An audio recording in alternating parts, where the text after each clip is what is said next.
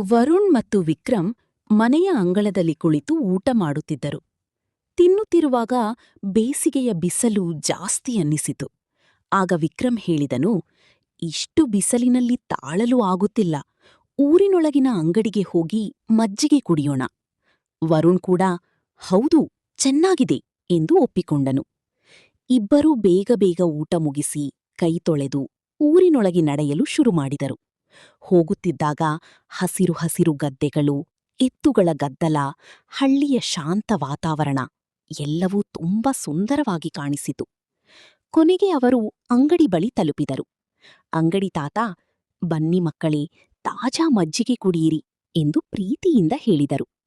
ಇಬ್ಬರೂ ತಣ್ಣನೆಯ ಮಜ್ಜಿಗೆ ಕುಡಿದರು. ಕುಡಿದ ಕೂಡಲೇ ಅವರಿಗೆ ದೇಹದೊಳಗೆ ತಣ್ಣನೆಯ ಅನುಭವ ಹರಡಿತು. ಅದೇ ವೇಳೆ ಅವರ ಗಮನ ಗೋಡೆಯ ಮೇಲೆ ಇರುವ ಒಂದು ಚಿತ್ರದ ಕಡೆ ಹೋಯಿತು. ವರುಣ್ ಕೇಳಿದನು, ಅದು ಏನು ಚಿತ್ರ? ವಿಕ್ರಮ್ ಹೋಗಿ ನೋಡಿದನು. ಅದು ವಂಡರ್ಲಾ ಪಾರ್ಕ್ನ ಚಿತ್ರವಾಗಿತ್ತು. ಅದನ್ನು ನೋಡುತ್ತಿದ್ದಂತೆಯೇ ಇಬ್ಬರೂ ಈ ಬೇಸಿಗೆಯಲ್ಲಿ ನಾವು ವಂಡರ್ಲಾಗೆ ಹೋಗೋಣ ಎಂದು ನಿರ್ಧಾರ ಮಾಡಿದರು. ತಕ್ಷಣ ಮನೆಗೆ ಬಂದು ಹೋಗಲು ಬೇಕಾದ ವಸ್ತುಗಳನ್ನು ಪ್ಯಾಕ್ ಮಾಡಲು ಶುರುಮಾಡಿದರು. ರಾತ್ರಿಯಾದರೂ ಅವರಿಗೆ ನಿದ್ರೆ ಬರಲಿಲ್ಲ. ವಂಡರ್ಲಾ ಬಗ್ಗೆ ಮಾತನಾಡುತ್ತಾ ಇದ್ದರು. ಕೊನೆಗೆ ಮಾತನಾಡುತ್ತಲೇ ನಿದ್ದೆಗೆ ಜಾರಿದರು.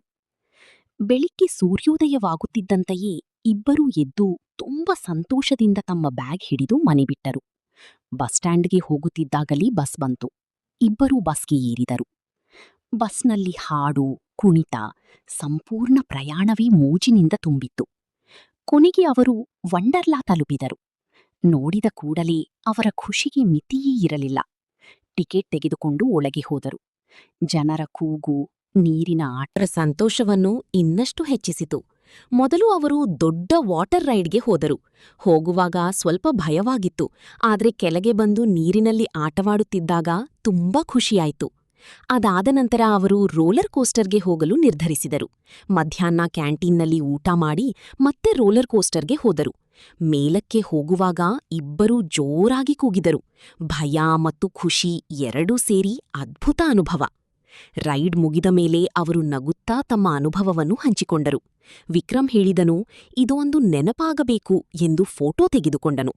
ಸಂಜೆ ಸಮಯದಲ್ಲಿ ಇಬ್ಬರೂ ಐಸ್ ಕ್ರೀಂ ತಿನ್ನುತ್ತಾ ಪಾರ್ಕ್ನಲ್ಲಿ ವಿಶ್ರಾಂತಿ ತೆಗೆದುಕೊಂಡರು. ನಂತರ ಮನೆಗೆ ಹೋಗುವ ಸಮಯ ಆಯಿತು. ಬ್ಯಾಗ್ ಪ್ಯಾಕ್ ಮಾಡಿಕೊಂಡು ಮತ್ತೆ ಬಸ್ಗೆ ಹತ್ತಿದರು.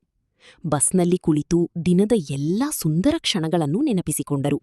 ರಾತ್ರಿಯಾಗುತ್ತಿದ್ದಂತೆ ಸ್ವಲ್ಪ ಬೇಸರವೂ ಆಯಿತು.